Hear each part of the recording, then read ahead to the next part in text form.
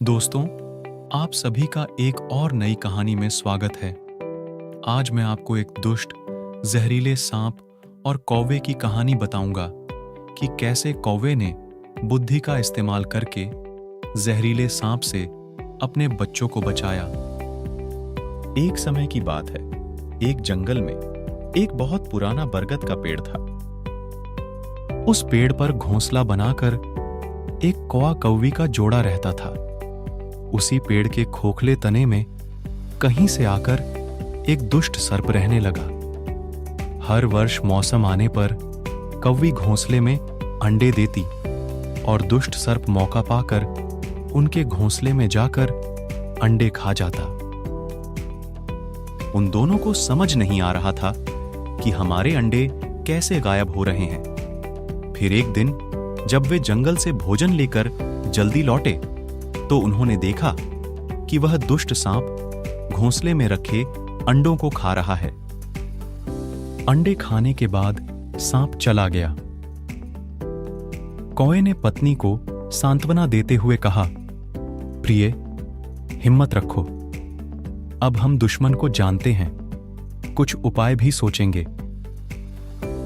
कौवे ने काफी सोच विचार करने के बाद यह फैसला लिया कि क्यों ना हम पहले वाले घोंसले को छोड़कर उससे काफी ऊपर टहनी पर घोंसला बना देते हैं, जहां हमारा घोंसला पेड़ की चोटी के किनारे निकट होगा और ऊपर आसमान में चील मंडराती रहती है। चील सांप की बैरी है। दुष्ट सर्प यहां तक आने का साहस नहीं कर पाएगा और वहां हमारे अंडे सुरक्षित रहेंगे। कौवे की बात मानकर कौवी ने नए घोंसले में अंडे दिए, जिसमें अंडे सुरक्षित रहे और उनमें से बच्चे भी निकल आए। उधर सर्प उनका घोंसला खाली देखकर यह समझा कि उसके डर से कौवा कौवी शायद वहां से चले गए हैं। लेकिन दुष्ट सांप ने देखा कि वो दोनों उसी पेड़ से उड़ते हैं और वहीं लौट भी आते हैं। उसे यह समझते देर नहीं लगी कि उन्होंने उसी पेड़ पर ऊपर एक नया घोंसला बनाया है। एक दिन सर्प बिल से निकला और उसने कौवों का नया घोंसला खोज लिया। घोंसले में कौवो दंपति के नवजात शिशु थे। दुष्ट सर्प उन्हें एक एक करके घपाघप निगल गया और अपने बिल में लौट गया। कौवा और कौवे जब वापस लौटे तो घोंसला खाली पाकर सन्न रह गए। घोंसले में हुई टूट फूट व नन्हे बच्चों के बिखरे कोमल पंख देखकर वह सारा माजरा समझ गए।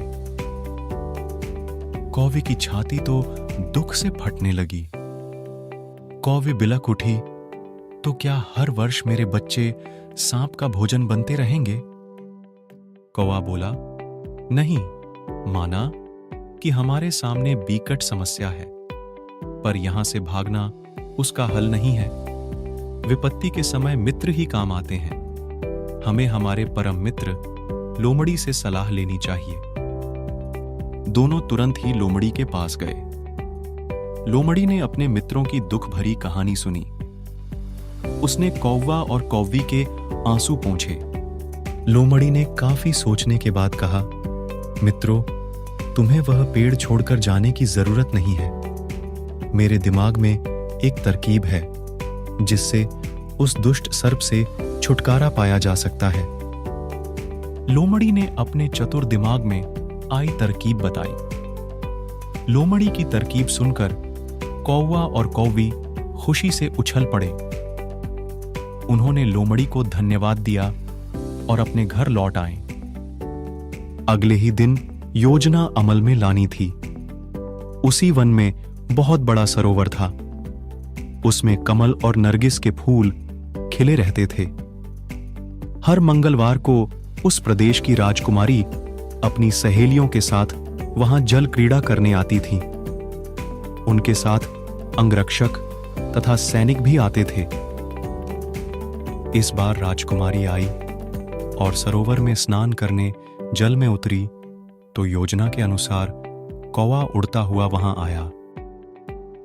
उसने सरोवर तट पर राजकुमारी तथा उसकी सहेलियों द्वारा उतारकर रखे गए कपड़ों व आभूषणों पर नजर डाली। कपड़े के ऊपर राजकुमारी का प्रिय हीरे व मोतियों का विलक्षण हार रखा था। कौवी ने राजकुमारी तथा सहेलियों का ध्यान अपनी ओर आकर्षित करने के लिए कांव कांव का शोर मचाया। जब सबकी नजर उसकी ओर घूमी तो कौवा राजकुमारी का हार चोंच में दबाकर उड़ गया। सभी सहेलियां चीखीं, देखो देखो, वह राजकुमारी का हार उठाकर ले जा रहा है। सैनिकों ने ऊपर देखा तो सचमुच एक कौवा हार लेकर धीरे धीरे उड़ता जा रहा था। सैनिक उसी दिशा में दौड़ने लगे। कौवा सैनिकों को अपने पीछे लगाकर धीरे धीरे उड़ता हुआ उसी पेड़ की ओर ले आया। जब सैनिक कुछ ही दूर रह गए तो कौवे ने राजकुमारी का हार इस प्रकार गिराया कि वह सांप के बिल में जा गिरा। सैनिक दौड़कर सांप के बिल के पास पहुंचे। उनके सरदार ने बिल के भीतर झांका। उसने वहां हार और उसके पास में ही एक काले सर्प को कुंडली मारे देखा। वह चिल्लाया, पीछे हटो, अंदर एक सांप है। सरदार ने सांप के बिल के भीतर भाला मारा। सर्प घायल हुआ और गुस्से में बाहर निकला। जैसे ही वह बाहर आया, सैनिकों ने भालों से उसके टुकड़े टुकड़े कर डाले